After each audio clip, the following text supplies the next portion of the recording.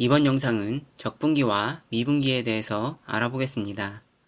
적분기와 미분기는 말 그대로 적분 연산을 수행하는 회로와 미분 연산을 수행하는 회로를 이야기합니다. 그리고 두 종류의 회로는 모두 반전 연산 증폭기를 기반으로 동작합니다. 그럼 적분기와 미분기를 알아보기 전에 반전 연산 증폭기를 잠시 살펴보겠습니다. 왼쪽에 두 개의 입력 단자와 한 개의 출력 단자를 가진 연산 증폭기가 있습니다. 플러스로 표기된 비반전 입력 단자는 접지로 연결을 해줍니다. 마이너스로 표기된 반전 입력 단자에는 저항을 직렬로 연결해줍니다. 그리고 반전 입력 단자와 출력 단자는 저항을 통해서 연결을 해줍니다. 이 회로가 한 개의 입력과 한 개의 출력을 가진 반전 연산 증폭기입니다. 반전 증폭기 전압 이득은 그림에서 표기된 두 개의 저항의 비율로 결정됩니다. R1 저항이 분모가 되고 R2 저항이 분자가 됩니다. 그리고 반전 증폭기이니 전압 이득의 부호는 마이너스가 붙습니다. 그렇다면 예를 들어서 R1 저항의 값이 1옴이고 R2 저항의 값이 10,000옴이라면 전압이득은 얼마일까요? 전압이득은 일반적으로 절대값을 사용하니 플러스 부호로 나타내집니다. 왼쪽에 전압이득 수식을 이용하면 다음과 같습니다. 전압이득은 10,000배가 되겠습니다. 보통은 데시벨로 전압이득을 표시하므로 로그를 적용해 보겠습니다. 20로그를 적용해 줍니다. 그러면 전압이득은 80dB라는 것을 알 수 있습니다. 여기에서 연산 증폭기는 이상적이라고 가정하겠습니다. 그러면 반전 연산 증폭기의 이득을 주파수 영역에서 확인해 볼까요? 위에 있는 그래프는 전압이득이고 아래 그래프는 위상을 나타낸 것입니다. 전압이득은 80dB를 나타내고 있는데 아주 낮은 1Hz의 주파수부터 100GHz의 매우 높은 주파수까지 유지되는 것을 볼 수 있습니다.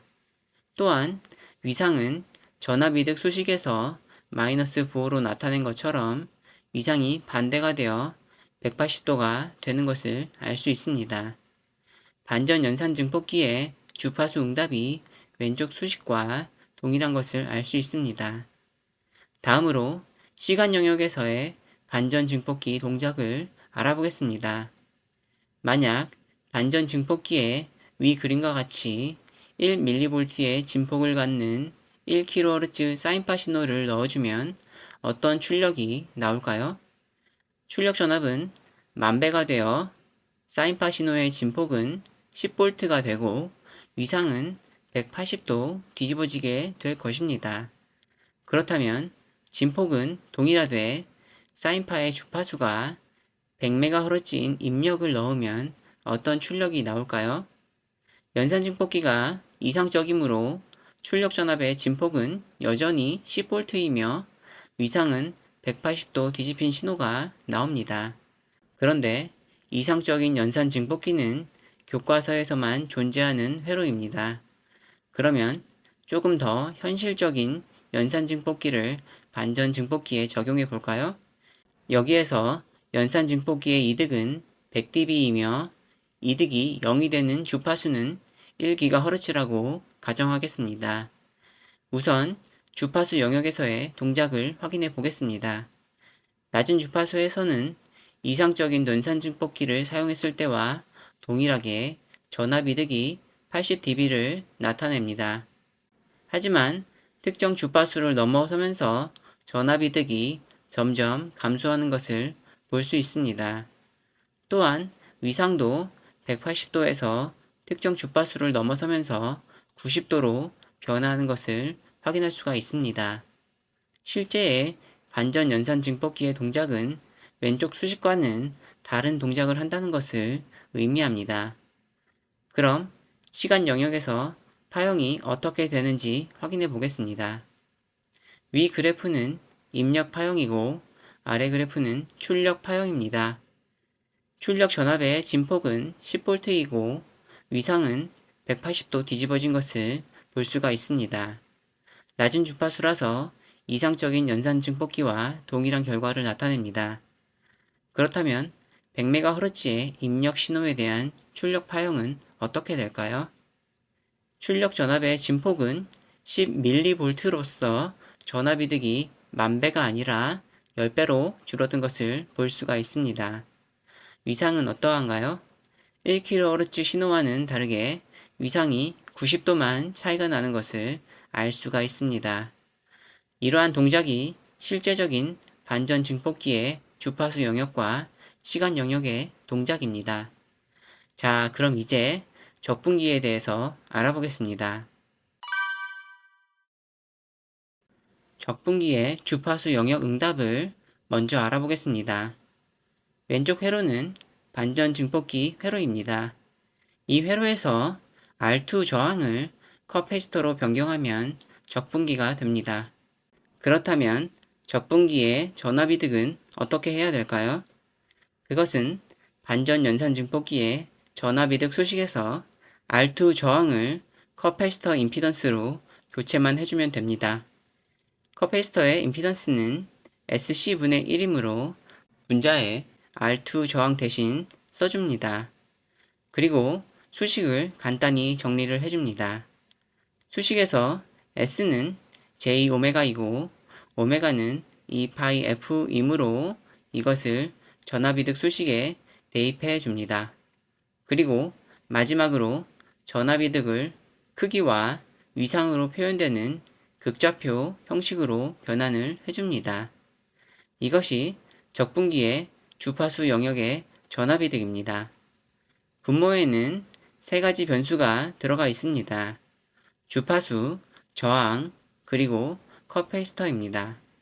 세 가지 파라미터는 모두 분모에 있으므로 세 가지 변수의 값이 올라가게 된다면 전압이득이 낮아지게 될 것이고 반대로 값이 작아지게 된다면 전압이득은 높아지게 될 것입니다.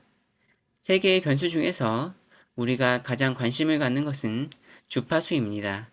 그렇다면 저항과 커패시터의 값을 각각 1옴과 1나노페러스로 고정해 두고 주파수를 바꾸면서 전압이득의 변화를 살펴보겠습니다.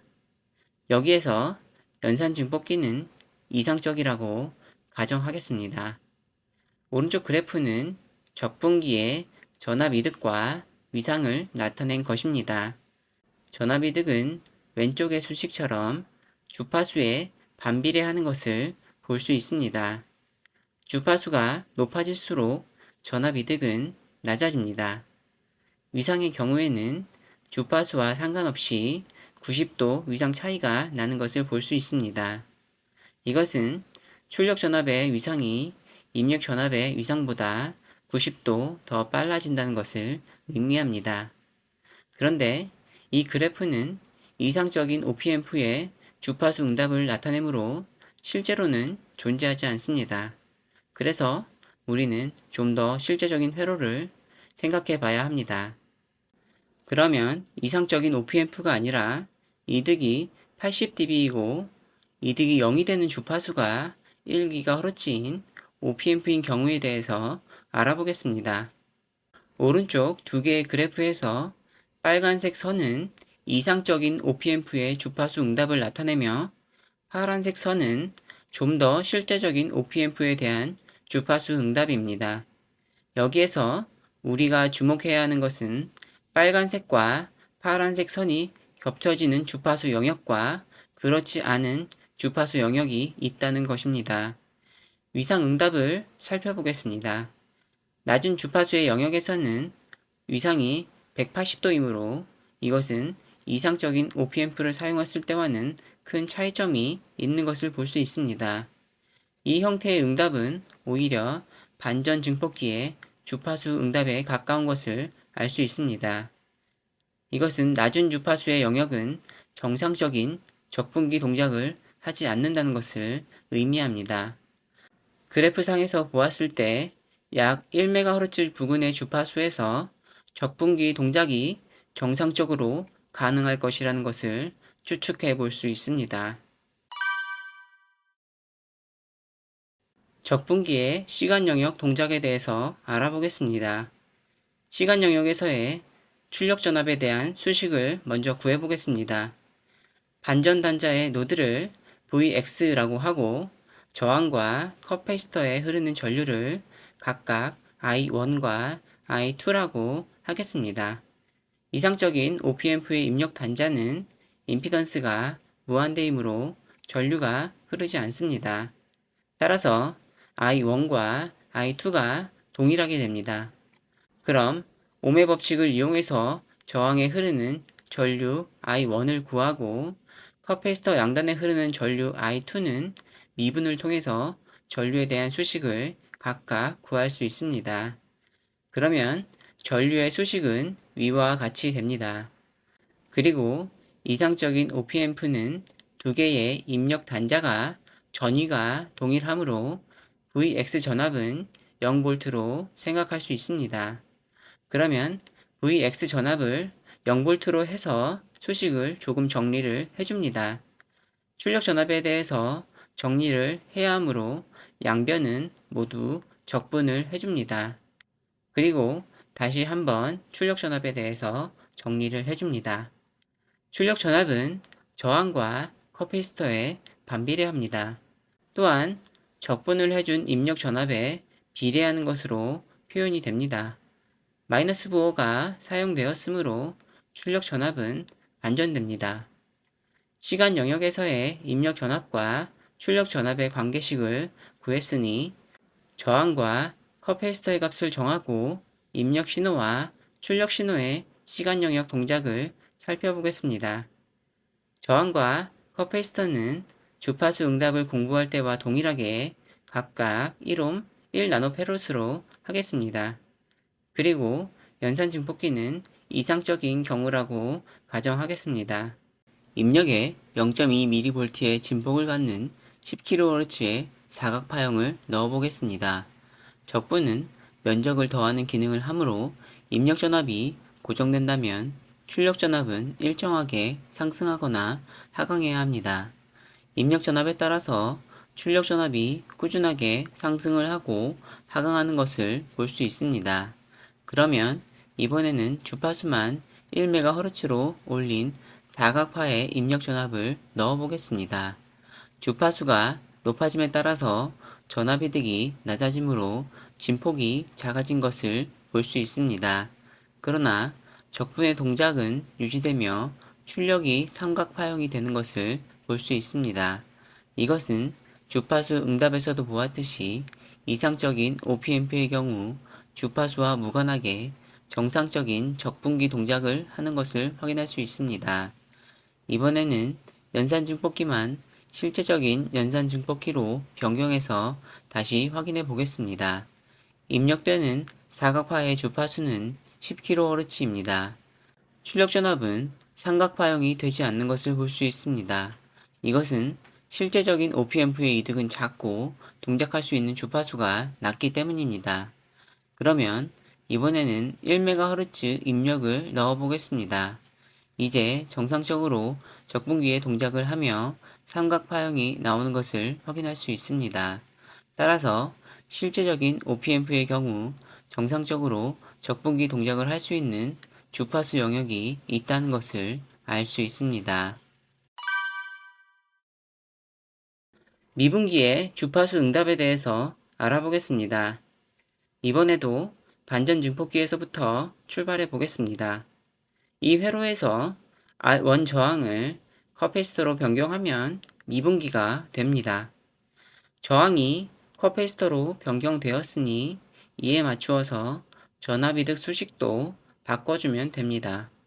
그럼 수식에서 R1 저항이 있던 자리에서 커패시터의 임피던스로 대체하겠습니다. 그럼 분모에 있는 SC는 분자로 올려서 다시 정리하겠습니다. S는 J오메가이고 오메가는 2파이F이므로 이것을 대입해 줍니다.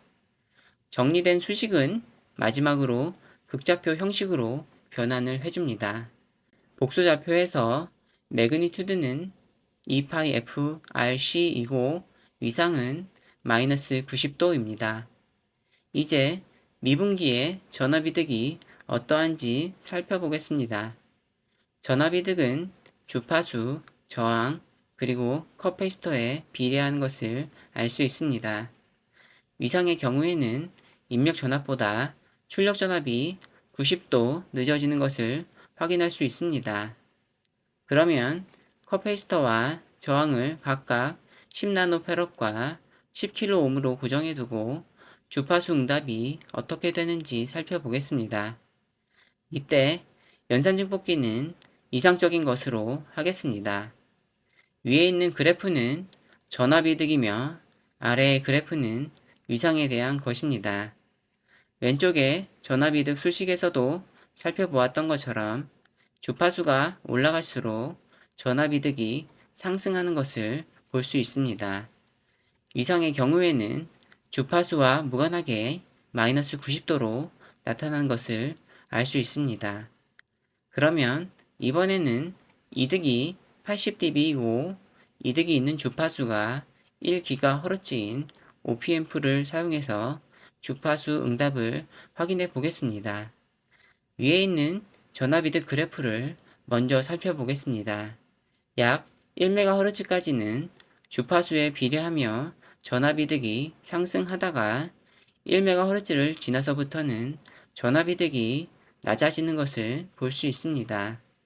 이것은 무한대의 주파수까지 높은 전압이득을 갖는 이상적인 OP앰프와는 다르게 주파수가 높아짐에 따라서 전압이득이 낮아지는 실제적인 OP앰프의 특성으로 인해 나타나는 것입니다. 다음으로 위상 그래프를 보겠습니다. 약 1MHz가 되기 전까지는 이상적인 OP앰프의 위상과 동일합니다. 그러나 1MHz 이후에는 위상이 다른 것을 확인할 수가 있습니다. 우리는 주파수 응답을 통해서 미분기로 동작 가능한 주파수 영역을 확인해 볼 수가 있습니다. 이번에는 미분기의 시간 영역 동작을 알아보겠습니다. 시간 영역에서의 출력 전압의 수식을 구해 보겠습니다. 적분기와 마찬가지로 Vx를 기준으로 왼쪽과 오른쪽 전류를 구해 보겠습니다. 그리고 두 개의 전류 값은 KCL을 만족해야 하므로 전류는 동일하게 됩니다. 컵페이스터에 흐르는 전류는 미분식으로 표현할 수 있으며 저항에 흐르는 전류 I2는 옴의 법칙으로 구할 수 있습니다.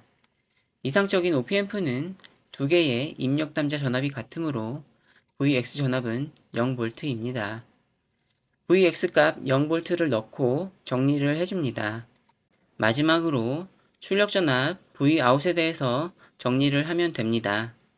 출력 전압은 입력 전압을 미분한 값에 비례하게 되고 저항과 컵페이스터는 비례상수로 곱해지게 됩니다. 마이너스 부호는 위상이 반전되는 것을 알 수 있습니다. 그렇다면 컵페이스터와 저항값은 주파수 응답에서 고려했던 값과 동일하게 각각 10나노페럿, 10kΩ로 하겠습니다.